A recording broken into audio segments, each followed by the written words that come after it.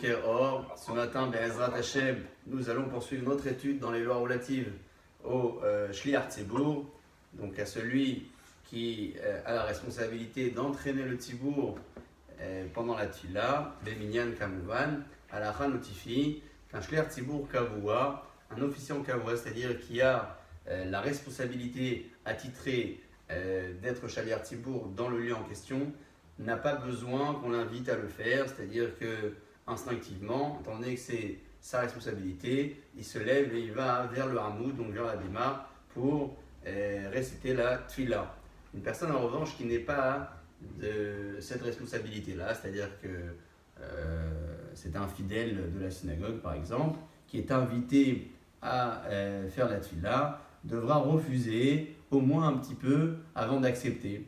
C'est une forme de noblesse que la halakha impose d'une certaine manière, de refuser une première fois, ou peut-être même une deuxième fois. Au bout de la troisième fois, c'est une obligation d'accepter la proposition, sauf s'il y a une raison valable, la personne n'a pas de voix, elle ne peut pas se tenir sur ses deux jambes, bref, différentes raisons pour lesquelles une personne ne peut pas en matière d'halakha et même physiquement se proposer à être Shliach Tzibour. En dehors de cela, c'est marqué dans la halakha que toute personne devra refuser une première fois. Lorsqu'on lui adressera la seconde fois, elle devra se préparer à se lever, mais sans accepter pour autant. Et au bout de la troisième fois, cette personne devra se lever.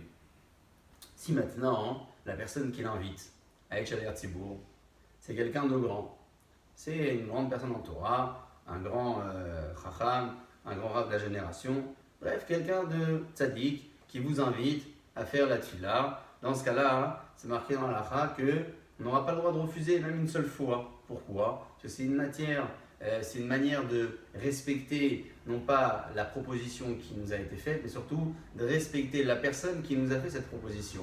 C'est pour ça que dans un cas lambda, halakha nous demande de refuser une première fois, de nous préparer à la seconde et de se lever à la troisième. Mais lorsqu'il s'agit d'un adam gadol, halakha nous impose de nous lever au bout de la première fois, puisque Edme Sarvin la Gadol, je rappelle le principe très général, consiste à dire qu'on ne refuse jamais la demande d'un grand homme. Si maintenant cette personne qui a été invitée à être Shliach Tzibour sait qu'elle ne pourra pas prononcer les mots correctement, donc elle a une raison valable pour refuser, dans ce cas-là en particulier, elle pourra refuser de l'être, même si c'est un grand homme qui l'invite à être Shliach Tzibour. En synthèse, on refuse une première, une seconde, la troisième, on se lève, sauf exception.